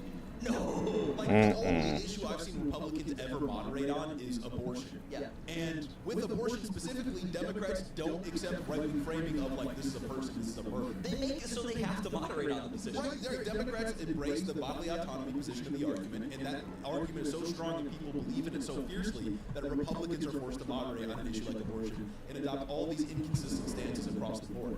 Yeah. That's the only issue where Democrats like lock in a message correctly. But they can't do that on anything else. No, it's right there in front of you. It's right there in front of you. You already know how to do this. And I gotta say, it's like, just everyone knows that ICE sucks.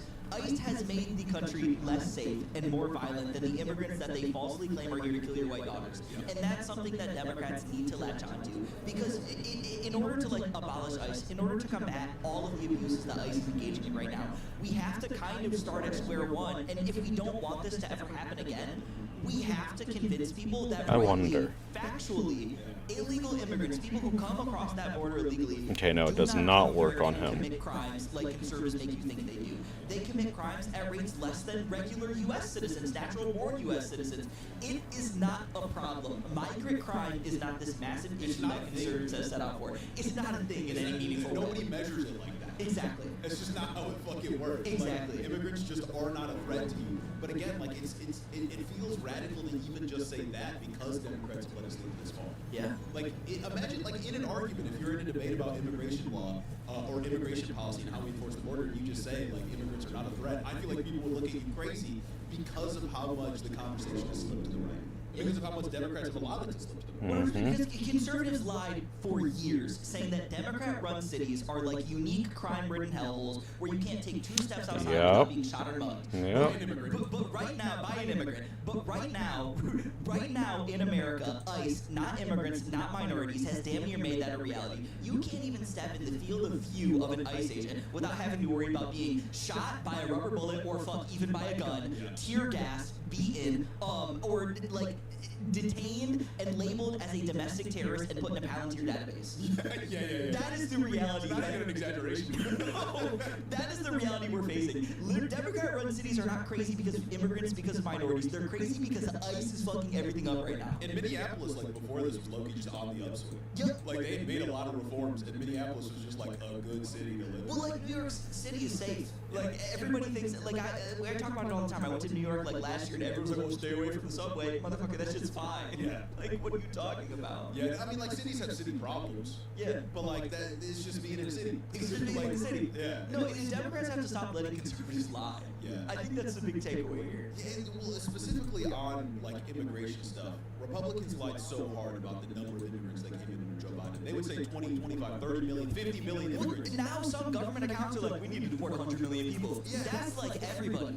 That's a third of the country. But like, I didn't see Democrats ever push back on that lie. No. And if the Republicans can get you to believe that there is a tidal wave of immigrants coming in with the specific idea of like doing crime against your white daughters, then of course basically A redeemer. Yeah, I guess that and is if true. there's no actual mainstream pushback, then of course people are going to move further to the right on the issue. Like it's plain. It's like, it's great. We talk about this like every once in a while we bring it up, but like the death of fact checking. Like no liberals really push back against those lies, and we don't even have like Snopes to go on there and quote tweet a thing being like, oh, this was fact checked false. Instead, what we have right now, the only like sort of fact checking we get right now is community notes on Twitter. Yeah. And fucking Grok is this true? And honestly, like the Grok is this true kind of has a woke bias because reality just does. Like Elon tried to take woke out of Grok and it turned it into Hitler because that's what happens. You take the woke out of a motherfucker. But oh my goodness, man. Yeah, wokeness is truth. Wokeness is reality. Wokeness is truth. Wokeness is the way. We just don't have a politics of reality anymore. Yeah. And it's because the Democrats constantly seek ground, man. My Democrats Fascism constantly seek ground. Fascism relies on a weak opponent, man, and my Democrats love to provide. The congregation is missing someone. And that's someone, dear listeners, you. The congregation awaits you over on our Discord. If you go into the description of this episode right now, there will be a link to join the Head in the Office Discord where you will find more than 1,000 like-minded individuals for you to interact with, and maybe most importantly, we'll be there. 1,000 members strong. It is a burgeoning community of hiddo-heads ready to receive. Oh man, I love when characters and NPCs infantilize my character. Isn't that awesome? Meanwhile, Janasa, that little quip about I'm honored to be compared to Lord Nerevar, that shows that Varis is from Morrowind. He knows the legends of Nerevar, believes in them strongly, and is truly honored and knowledgeable about it. Meanwhile, Gore, I'm here for you. You don't have to be beholden to anybody. Give me a dialogue that says, like, something that answers that for him, so that my character has agency. This is a problem I have with a lot of quest mods, and the whole of Skyrim vanilla game in general. It completely fails in this respect many times to give the character authenticity and Imagine knowledge. if you were a more productive unit. Maybe if you just work until you die. Imagine. Oh my God, I saw how long that. you could Jesus be at the Christ. widget factory. If you just skipped high school. If you just don't go to school, if you just work until you die, then Trump can hang out with more kids. And that's what you should be working for. So our lives can change. Guys, I think our happiness and our strength as a nation is tied to you being a better little worker bee and working forever. Yeah. And never not working. And you know what, guys? Maybe we need to look at the weekend. Yeah, but here, I'm coming up with a unique political ideology. How about the state can sacrifice you for its own betterment? Yep. You are a unit purely to serve the state, and if you don't want to serve the state, then you're not a part of the national corpus anymore. Hear me out. I'm coming up with an even better idea. What if, like, you know how sometimes, like, behind the machines is really small and hard to access? Yeah. We've got people who are small and can access easy things. Little people kids, exactly. We can put kids back to work. It's a good idea. I mean, when we can bring the looms back, we can bring back American manufacturing, and we can have them go, like, do the untangling or whatever it was that they were doing back there. Guys, we did this before and it worked. I don't know why we got away from it. Frankly, the woke labor union said that we need to give these people a weekend, and we need to not let the kids in there. And look at all the economic productivity we lost. Exactly. We did not grow at all from the time when we put kids in mines. That growth could have been exponential. The only thing I care about is number up. Number up? Or in the case of debt, number down. Well, guys, because when the GDP goes up, it's good for me. When the GDP goes up, I notice that in my regular day-to-day life. It makes my groceries cheaper, and it makes my life more affordable. It's just incredible that, like, anything except taxing the rich. Yeah. Anything except taxing the rich, man. Like, it's crazy that people can genuinely get out here and say, no, you should just work, like, 2 extra years. Like, you should just not retire. Also, the implication that people are healthy and could work more, but they don't. Come on, dog. Yeah, people can barely make it to retirement. Everybody I know has worked to the fucking bone. Yes. Like, be serious, dog. Yes. Next up, I do have this fun story. Shout out Graham Plattner. Shout out Goofy Guy Graham Plattner. Goofy Guy Graham Plattner, most guy ever Graham Plattner, main man Graham Plattner. Main man Graham Plattner, a guy who I'm convinced will probably be the next senator for It's Maine. gonna be the funniest thing. And, Yeah. you know, I don't know if anything's ever going to be funnier than Jay Jones, but I think Graham Plattner winning might be funnier than Jay Jones because fucking Nazi tattoo, like, that's crazy. And he's winning higher office. Well, he's winning higher office, but man, Jay Jones. Jay Jones, man, that's just... it's like your first love. But we have a story, a brief story here about the Maine Senate race. This is just an insane stat line here. The headline is from Zateo. I'm just going to read it because there's no other way I can preempt this. Okay. Susan Collins is getting more money from AIPAC than small donors. 20%. Dude, that's crazy. 20% of Susan Collins' donations are from AIPAC. Get her to Congress. Keep her in Congress. She needs to spot at the legislature.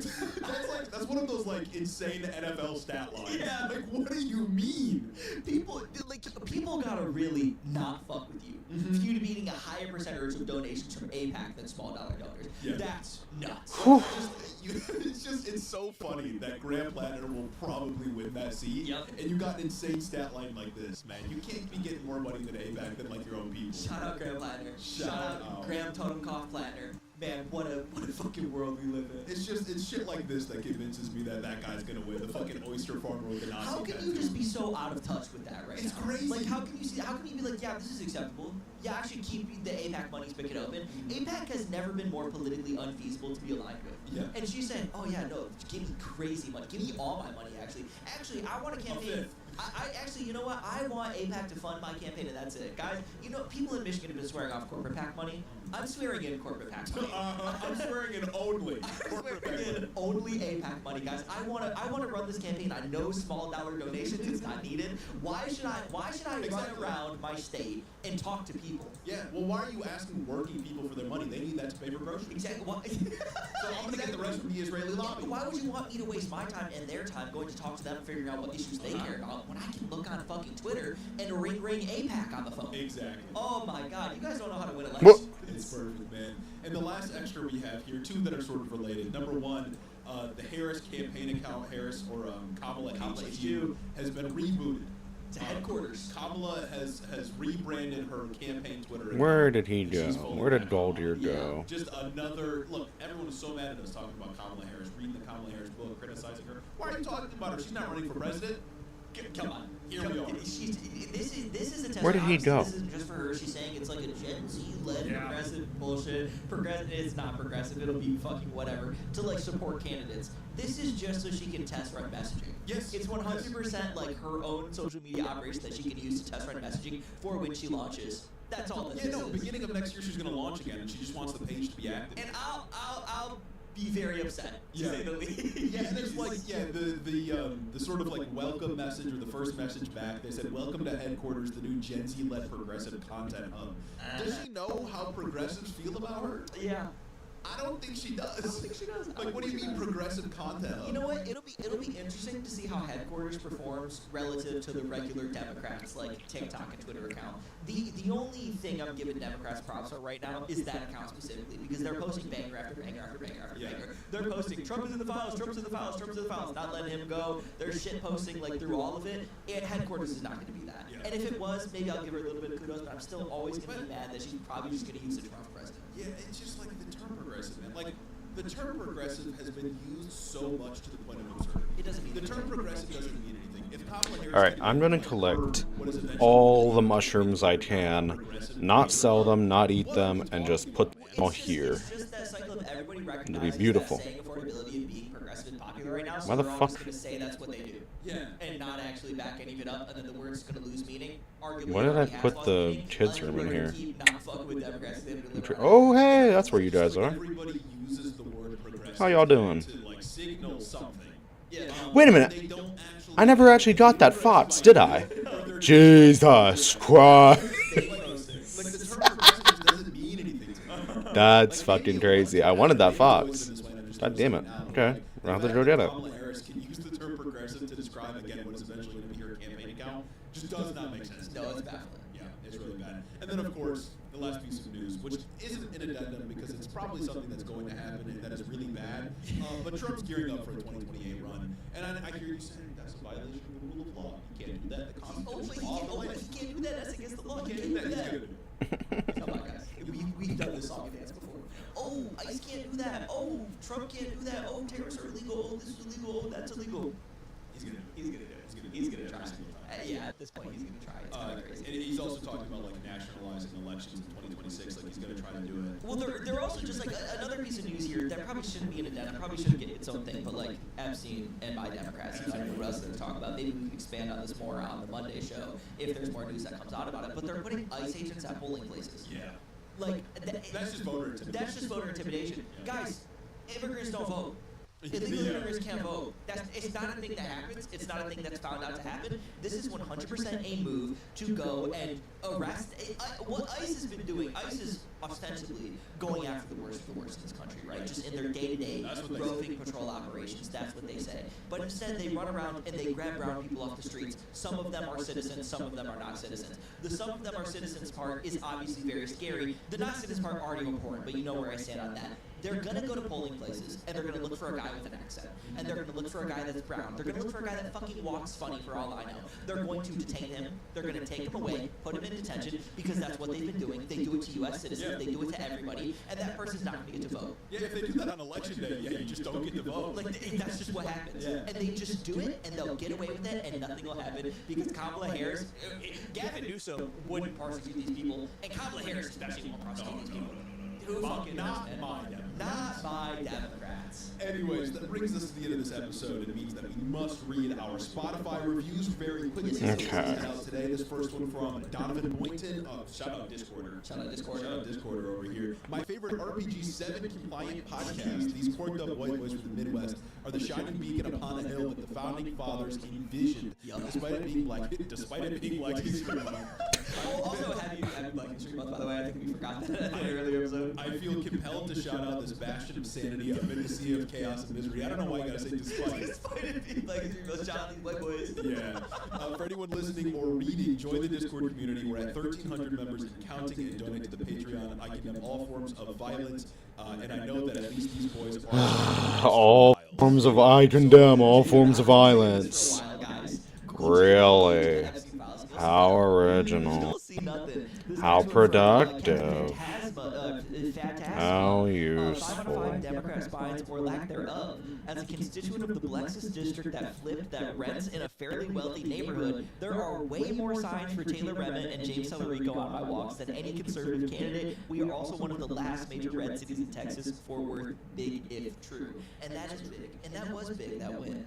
Next one from Robert, 5 PS5 compliant podcasts out of 5. I condemn political violence and I condemn the idea of pirating the Melania movie and giving us a review. You white boys give me a breath of fresh air every time I have to work in my corporate office and have to sit with my thumb up my bum and pretend to generate shareholder value. Well, how would you like to start working a year earlier and start working a year later? Get in the minds. The children yearn for the minds. Been listening for a year and a half now and love the attention you guys bring to stories on and off the pod. Many thanks and appreciation come from the Commonwealth of PA. Amazing. This one from Jay Hawkinen. 7 out of 7 of my capitulating Democrats. Now it's 21 out of 21. Dropping this review as I'm finally leaving Spotify to join the Patreon after finding you guys on TikTok back in October. That's a quick turnaround, folks. Wow. That's the type of turnaround I need to see you guys on. Model listener right here. As a listener from Maine, it's always interesting to hear you talk about Graham, the guy ever Plattner. He's been cooking with abolished ice messaging. He has been cooking with abolished ice messaging. As I hike the Appalachian Trail this summer, I will be bringing this podcast along to stay informed. Thank you for reminding us that good things are good and bad things are bad. That is true, and good luck on your hike. Shout out all the Mainers out there. For real. Next one from Phoebe, 5 out of 5 stars. I don't know which one is Garamy and which one is James, but I know that good things are good and Hito is a good thing. I would like to nominate my Democrat, New Hampshire Senator Janine. Don't care. Move on. You know what I think of when I think of Democrats? What do you think of? Being able to meet the moment. That's exactly what I think as well. My Democrats know exactly what their constituents want. Yeah. My Democrats know exactly what to say, and they know exactly when to get out there and say it. Yeah, when ICE are killing people in the streets, when Trump is maybe starting a war with Iran, when we've got all this crazy nonsense going on, my Democrats know how to meet the moment. Yes, they do. And the way they meet the moment is by giving money to Israel. And, you know, Democrats, they run their party, Teldrin Sero. Like a meritocracy. Mm-hmm. Oh, I can only have one follower at a time, so we're gonna have one vanilla follower at a time. So, the person that runs the party what is this stream? But no, I'm probably. That person is Chuck Schumer. The Chuck Schumer. And I'm not going to tolerate any slander on Chuck Schumer's name anymore. All of the things that people are saying about Chuck Schumer, oh my God, he's so weak, he can't meet the moment, oh my God, he can't do this, blah, blah, blah, blah, blah. Whatever you have to say about him, check it at the door. Chuck it at the door. Chuck it at the door. Oh, they got self-starters. Whatever bad things you have to say about Chuck Schumer, chuck it out the window. Exactly. Because Chuck Schumer is our leader. Yes, he is. And we have a video to prove it. We have a video to dispel all the bullshit that you guys throw at him about not being able to meet the moment, about being too concerned with things that regular Americans aren't concerned about. And I'll tell you right now, this video, let me read you part of the quote that starts before the video, because the video cuts in mid-sentence, right? And before the video starts, Chuck Schumer, my Democrat, my leader in the Senate says, quote, I have many jobs as leader, and one is to fight for aid to Israel. Fuck yeah, brother. Snap it up. Snap it up. Oh my God, look at that. And I'm going to play the video because I'm going to let you hear how passionate this guy is about the issue that we all care about. Listen to this. Fight for aid to Israel. Oh, okay. All right, all right.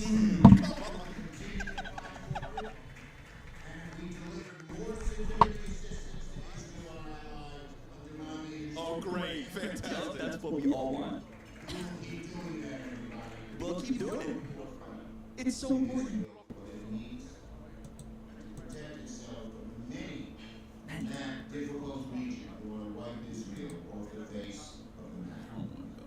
It's good, man. That's my Democrat right there.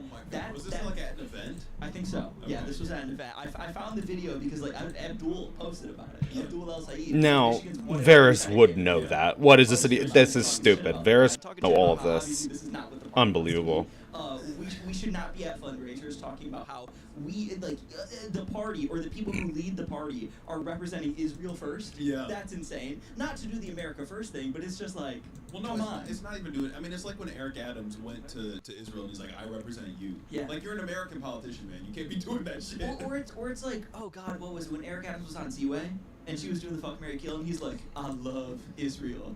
I love Israel. Yeah, What are we it's talking weird. about? It's weird, man. You're elected to represent people. Chuck Schumer in like New York. Yep. Like that's not Israel. Yeah. Like I'm sorry, but why are we talking about how one of our top priorities is to fight for a genocidal regime? Well, yeah, and, and they'll always hide behind like, oh, we're doing it for like the Jewish people, right? Who Of course. historically been discriminated against. But there's more Jewish people in New York City than in Tel Aviv. Exactly. So like, talk about like I don't know, universal health care for your people, dog. And it's also like Chuck Schumer, he's talking about how like, oh, there's many threats to Israel like around the region that like want to destroy Israel, want to harm Israel and stuff. And like, sure, like whatever. Just I won't dive into that right now. But I feel like one of the threats to Israel right now is like low-key us and what we're doing with Iran. More on that later. Yeah. Like what we're doing right now, the war that Trump may be starting with Iran, I feel like is threatening Israel greater than what was going on before that Chuck Schumer was trying to fight. And she's Now, still I my don't know follower? exactly what event he's at. I don't know if he's at like a J Street, an APAC, a whatever, like Israel Okay, event, all and that's right, why all he's right, saying all this. right. But this is kind of just like the attitude he leads with in general. Oh yeah, I think there was a quote from him Huh? several years ago where he was like, Now what's "My this? job is to keep the left pro-Israel." Yeah.